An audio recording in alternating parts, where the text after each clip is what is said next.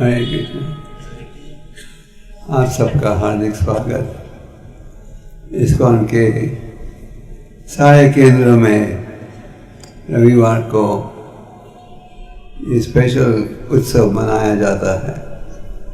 प्रभुपाद जी ने पहले इस्कॉन मंदिर की स्थापना की न्यूयॉर्क में, तो उनको पता था कि भविष्य में अधिक भक्त होंगे घर में जो कि व्यापार या नौकरी करते हैं। उन्होंने इतवार का प्रोग्राम की योजना बनाई। इस संस्था का मूल उद्देश्य यह है कि आप सबको ऐसी सुख की शिक्षा दें। थोड़ी देर पहले आप भक्तों ने देखा कि किस प्रकार 7 बच्चे आपके भक्तिनंदन स्कूल के उन्होंने कितने सुंदर रूप से भगवद गीता के प्रथम अध्याय इस श्लोकों का उच्चारण किया। मैं तो हैरान आ गया था, क्योंकि मुझे पता है कि ये स्कूल केवल 7 महीने पुराना है। तो शास्त्र में कहा गया है मनुष्य जीवन बड़ा दुर्लभ है।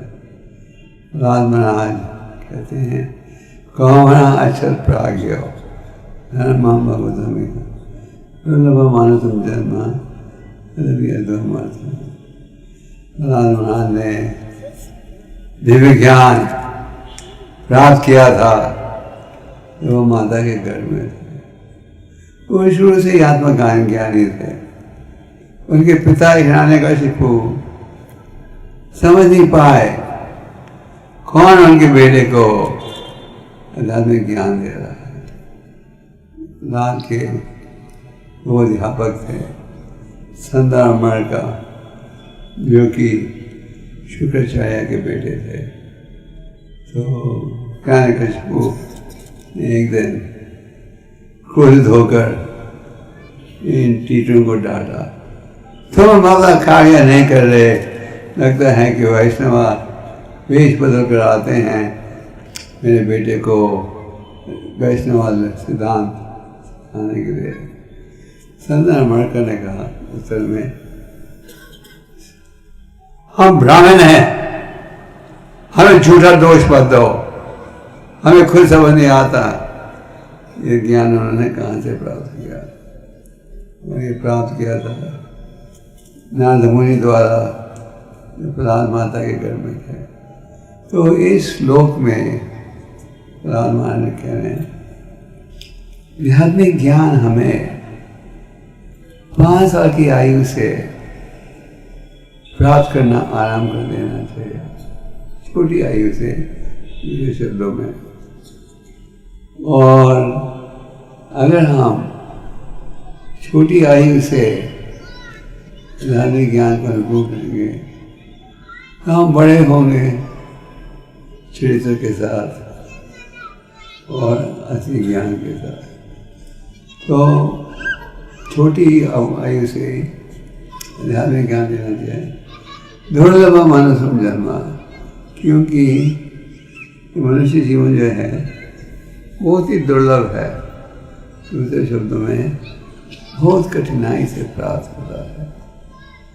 आज आप देखते हो कि पाठशाला में 2.5-3 साल की आयु से हम बच्चों को कंप्यूटर शिक्षा देते हैं, टॉडलर स्कूल। पर ये शिक्षा क्यों देते हैं? क्योंकि हम जानते हैं कि इस शिक्षा के बिना, इस ज्ञान के बिना बच्चा कामयाब नहीं होगा। तो जिस प्रकार हम भौतिक ज्ञान देने का प्रयास करते हैं, हमें बच्चों को आध्यात्मिक ज्ञान भी देना चाहिए। छोटी आयु में जो शिक्षा आप दोगे वो सरलता से सीख लेंगे और अपनाएंगे। और जब उम्र बढ़ जाती है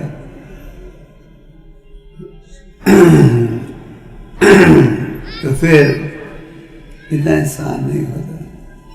इसलिए छोटी आयु से ही ज्ञान देना आरंभ कर देना चाहिए। समाज में दो प्रकार के ज्ञान है संक्षेप में। एक है भौतिक ज्ञान, दूसरा है आध्यात्मिक ज्ञान। अंतर क्या है? भौतिक ज्ञान हमें प्राप्त होता है उन व्यक्तियों के द्वारा जिनमें अनेक प्रकार की कमियां हों, और भौतिक ज्ञान का उद्देश्य ये रहता है आपको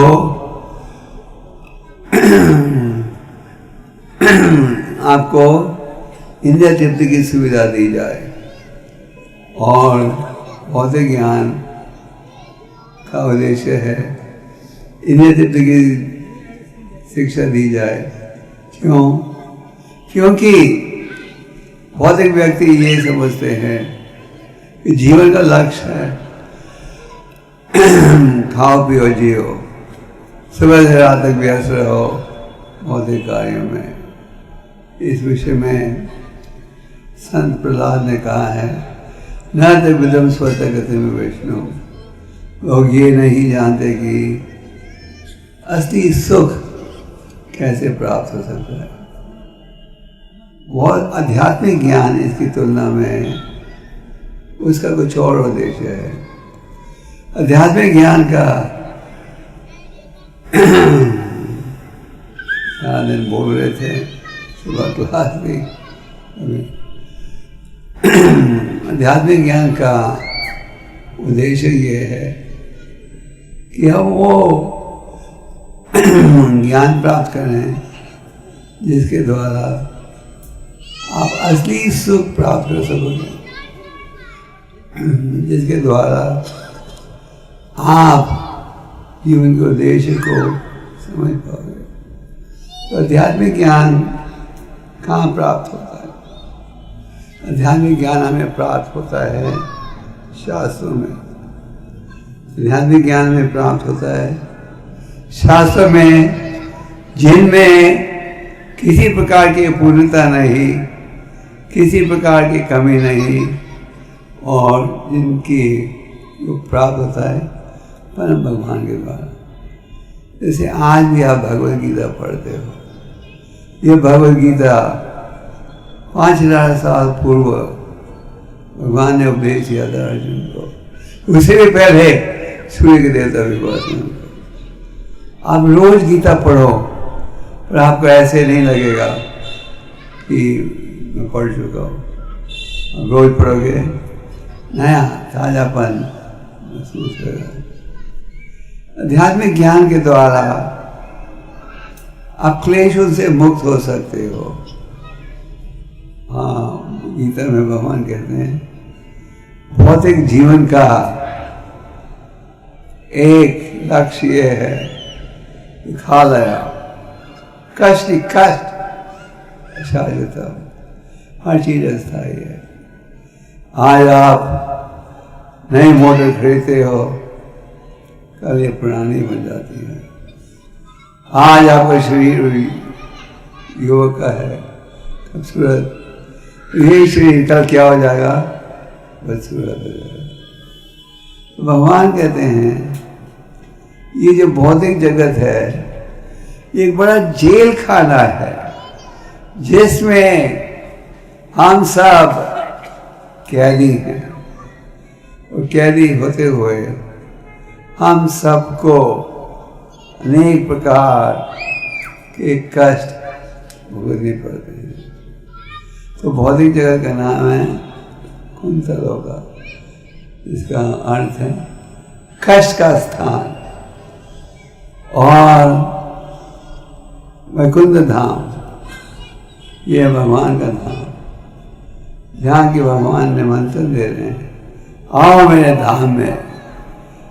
वैकुंठ धाम में किसी प्रकार का कष्ट नहीं, किसी प्रकार का क्लेश नहीं, किसी प्रकार की रोग और पीड़ा नहीं। वहाँ सुख ही सुख प्राप्त होता है। आप सब जो यहाँ उपस्थित हो, आप उपस्थित हो इसलिए क्योंकि आध्यात्मिकता में आपकी रुचि है। नहीं तो आप क्यों आते हैं यहाँ? आप आए हो क्योंकि आपकी आध्यात्मिकता में रुचि है। आज समझ बैठे हो कि ये दुर्लभ शरीर प्राप्त हुआ है, इसका हमें सदुपयोग करना चाहिए। हम ये नहीं कहते कि शिक्षा प्राप्त नहीं करो, पर आध्यात्मिक शिक्षा के साथ भौतिक शिक्षा प्राप्त कर सकते हो, और या भौतिक शिक्षा के साथ आध्यात्मिक शिक्षा को अनुकूल करना बहुत ही आवश्यक है।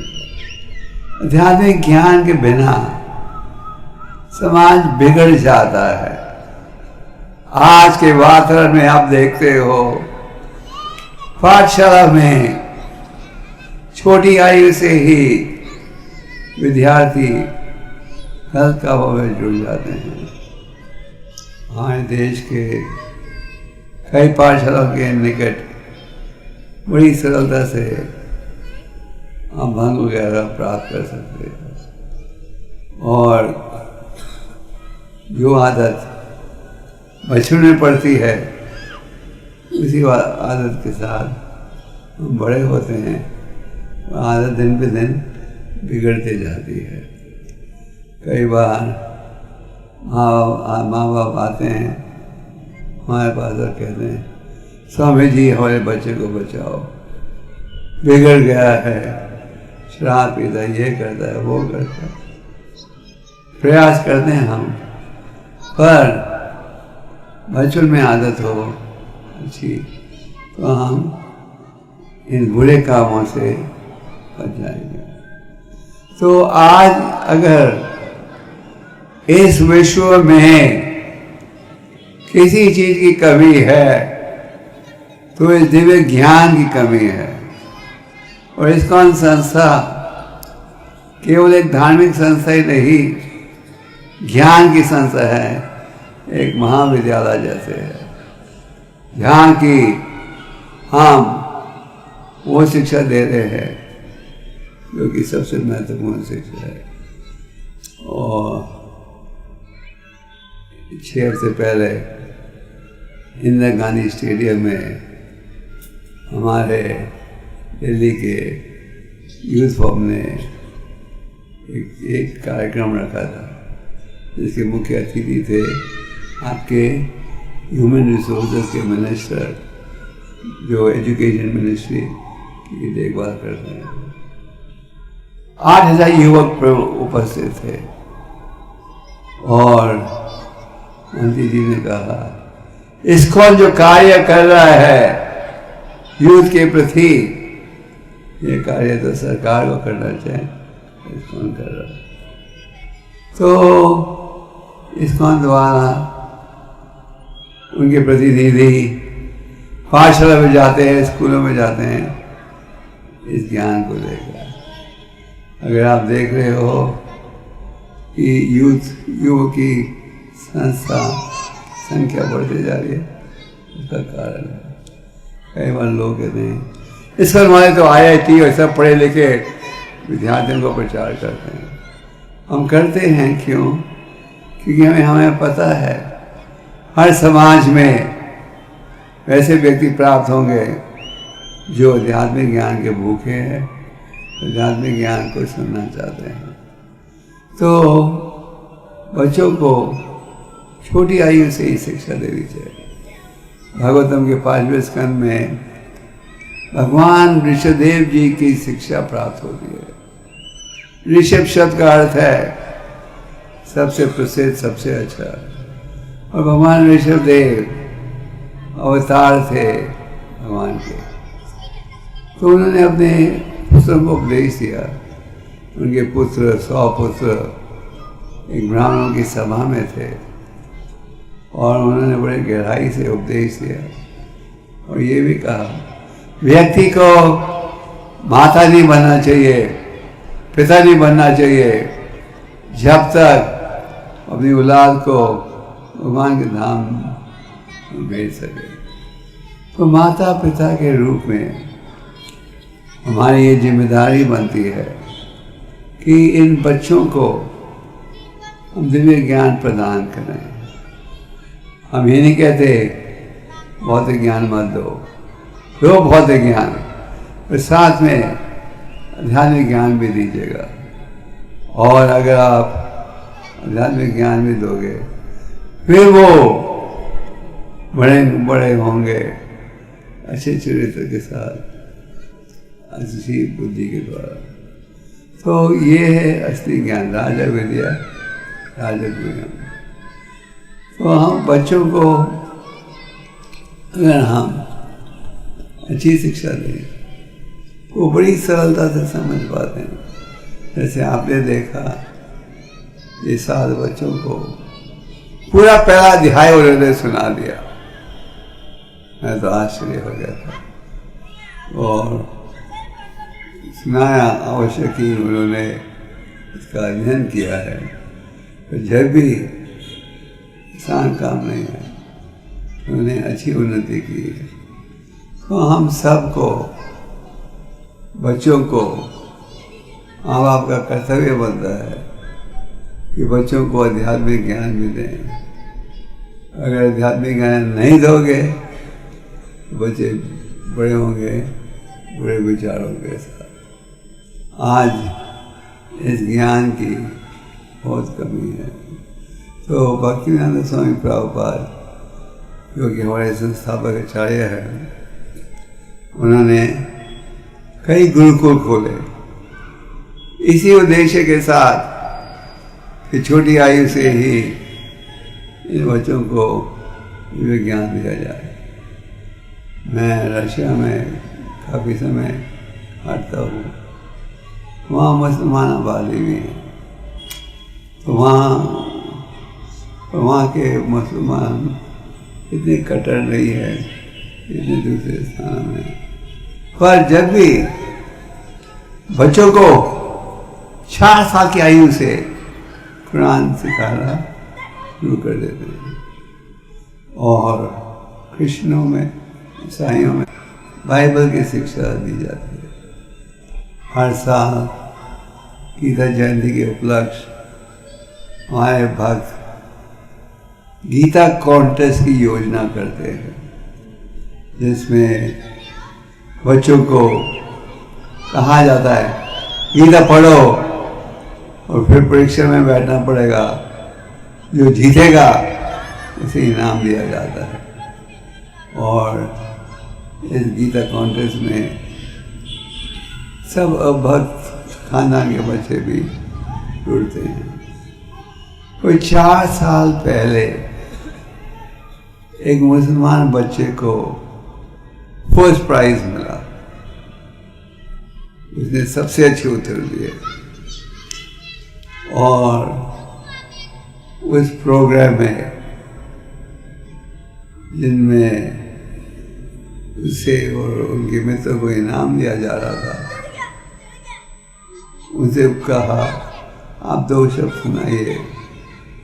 उस लड़के ने कहा मैं जब क्रिश्चियन बच्चों को देखता हूँ चर्च में जाते हुए, उनके हाथ में बाइबल होती है। जब मैं मुसलमान बच्चों को देखता हूँ मस्जिद में जाते हुए, उनके हाथ में कुरान होती है। जब मैं हिंदू बच्चों को देखता हूँ जाते हुए, वो खाली हाथ जाते हैं। ये असली है। हमारे संस्था में अनेक पुस्तक लिखे प्रकाशित हुए तो खास करके बच्चों के लिए है। तो ये मनुष्य जीवन बहुत दुर्लभ है, और कौन सोचता है? आपने कभी ये सोचा है आज जो ध्येय अपने गुजरात भूमि में प्राप्त किया है ये बहुत ही दुर्लभ है, कठिनाई से प्राप्त हुआ है, और अगर हम इसका दुरुपयोग करेंगे तो कुछ पता नहीं फिर कब प्राप्त होगा। इस विषय की जब चर्चा की जाती है, कई लोग कहते हैं ये तो प्रोपेगेंडा है आध्यात्मिकवादियों का हमें डराने के लिए। क्या साक्षी है? साक्षी प्रमाण है वेदों को, शास्त्रों का उपदेश। शास्त्रों का उपदेश में कोई त्रुटि नहीं, कोई कमी नहीं, कोई अपूर्णता नहीं।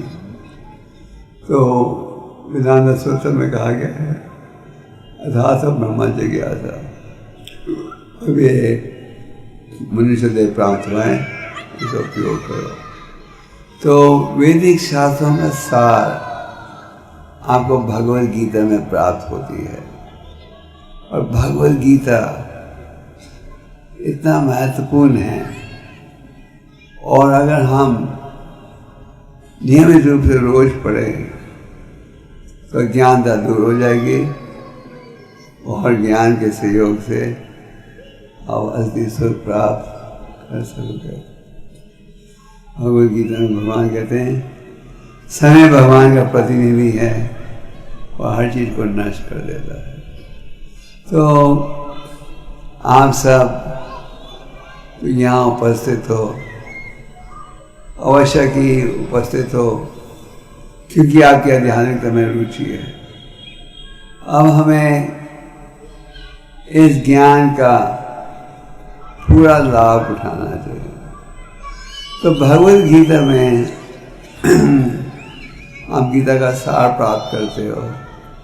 प्रभुपाद जी ने लगभग 90 ग्रंथों का वो अंग्रेजी भाषा में प्रकाशित किया। वो उनका अनुवाद आगे लगभग हर प्रसिद्ध भाषा में हो चुका है। भागवतम का पूरा सेट है, जिसमें 12 स्कंद, 18,000 श्लोक हैं। तो इन ग्रंथों का अध्ययन क्यों किया जा रहा है? क्योंकि इन ग्रंथों में ज्ञान है, जिसके द्वारा वही अज्ञानता दूर होती है। चैतन्य चैतन्यमृत में एक श्लोक है, कृष्णा सूर्य समम माया है अधिकारा, जहाँ कृष्ण दाहिनी माया अधिकारा। जहाँ कृष्णा है वहाँ अंधेरेपन का, वहाँ माया का नहीं रहेगी। जिस प्रकार जहाँ जब सूर्य है वहाँ अंधेरापन महसूस नहीं होता। तो आप सब इस ज्ञान को पढ़िए और अपने बच्चों को भी सिखाइए, बच्चों को भी आध्यात्मिक ज्ञान दीजिए, और इस प्रकार आप जीवन को सफल बना पाओगे। भगवद गीता में वैदिक शास्त्रों का सार है, और भगवान कहते हैं ब्रह्मभूत प्रसन्नात्मा सोचे तीन कंक्षति। जो व्यक्ति आध्यात्मिक मार्ग में जुड़ेगा वो आनंद ही आनंद अनुभव कर पाएगा। तो आप सब इस विषय में रुचि लीजिए। और गुरुकुल वो पाठशाला है जहाँ बच्चों को भौतिक शिक्षा तो देते हैं, और साथ में आध्यात्मिक शिक्षा भी देते हैं। और आध्यात्मिक शिक्षा के बिना ये जीवन अधूरा माना जाता है। और जैसे आप जानते हो, गीता जयंती के उपलक्ष्य हमारे भक्त सारे विश्व में प्रयास करते हैं क्या, इन ग्रंथों को बांटने के लिए। क्यों? नफा कमाने के लिए नहीं, इसलिए कि इनमें उत्तम ज्ञान है, जिसके उपयोग से हम जीवन को सफल बना सकेंगे। कई बार हमारे मन में यह भाव रहता है कि इसकी रुचि है ही नहीं, क्या फायदा ये वेतन की सेवा में जोड़ने के लिए। जो लोगों की रुचि है, अगर रुचि नहीं होती तो आप सब यहाँ होते, आप सब यहाँ हैं क्योंकि आपकी रुचि है। और इस ज्ञान में कोई कमी नहीं। तो इस रुचि को हमें बढ़ाना चाहिए, और आध्यात्मिक ज्ञान के पालन से आप असली सुख प्राप्त कर सकोगे। भगवद गीता में, माना में आत्मा और देह का क्या अंतर है उसके विषय में ज्ञान देते हैं। तो ये ज्ञान बहुत आवश्यक है और गीता का वितरण इसलिए हम करते हैं कि लोग पढ़ेंगे, अपनी अज्ञानता को दूर करेंगे और ये निर्णय करेंगे कि हमने गीता के संदेश का पालन करना है। गीता में हर प्रश्न का उत्तर है, हर समस्या का हल है और गीता है भगवान की वाणी, श्री भगवान वाचा। तो आप सब गीता को पढ़िए। आप में से कितने भक्त इस सभा में जो गीता के कम से कम एक श्लोक को रोज पढ़ते हो? हाथ उठाइए। और आप में कितने भक्त हो, सज्जन हो, रोज एक अखबार पढ़ते हो? गुजराती हो, इंग्लिश के, कौन कौन? सभी। अखबार के लिए समय है, न्यूज़ के लिए समय है, पर गीता के लिए नहीं। ये सबसे महत्वपूर्ण कार्य है। और पढ़ोगे तो आनंद में रह सकोगे, पढ़ोगे तो ज्ञानता दूर होगी, पढ़ोगे तो बुद्धि तेज होगी और तेज बुद्धि के साथ, बड़ी सरलता के साथ आप ये पहचान सकोगे क्या अनुकूल है, क्या प्रतिकूल है। आप सबके हम आभारी हैं।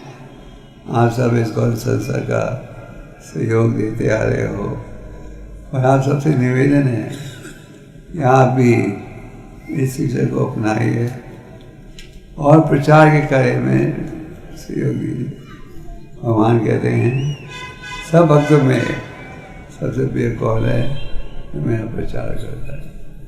तो गीता का सनातन से संदेश है, भागवतम का सनातन संदेश है और आप सबसे निवेदन है कि ग्रंथों को पढ़ो, साधु संग में रहो।